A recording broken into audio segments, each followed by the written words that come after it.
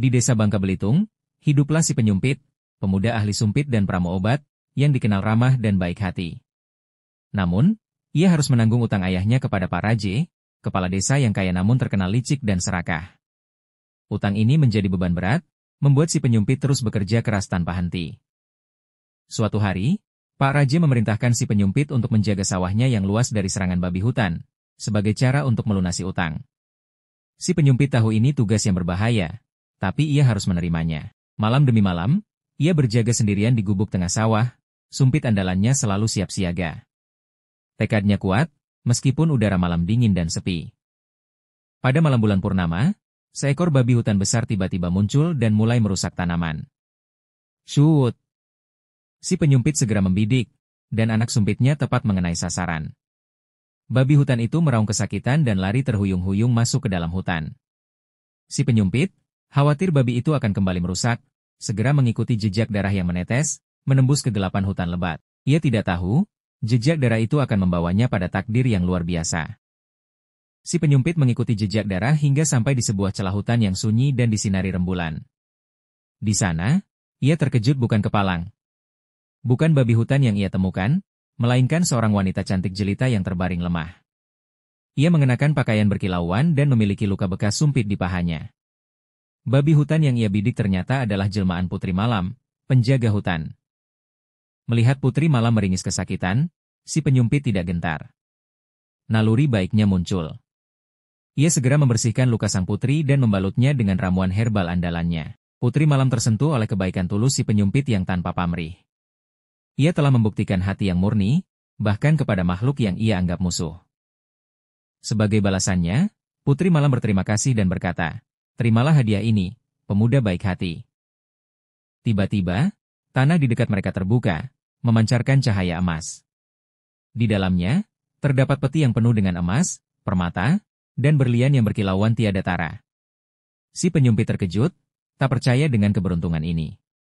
Putri Malam berpesan agar ia menggunakan harta itu dengan bijak, lalu menghilang. Si penyumpit pun membawa hartanya, dan akhirnya ia bisa melunasi semua utang ayahnya kepada Pak Raje.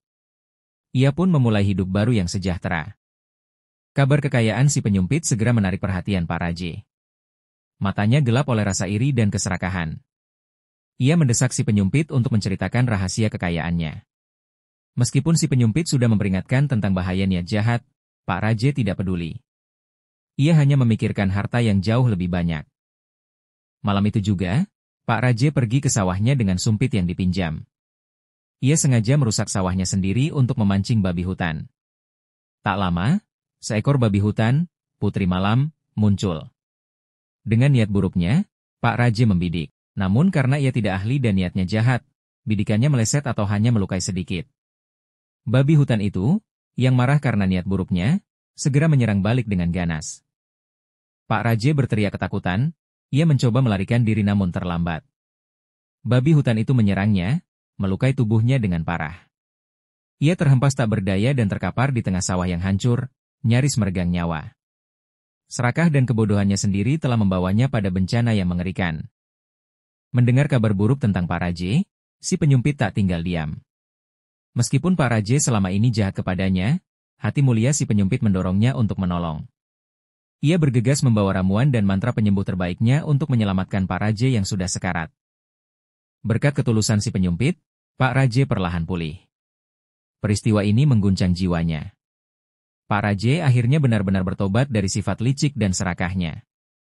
Ia meminta maaf kepada si penyumpit atas segala kesalahannya, dan mengakui bahwa kebaikan hati adalah harta yang sesungguhnya. Sebagai wujud penyesalan dan terima kasih, Pak Raje mengumumkan pengunduran dirinya dan mengangkat si penyumpit sebagai kepala desa yang baru.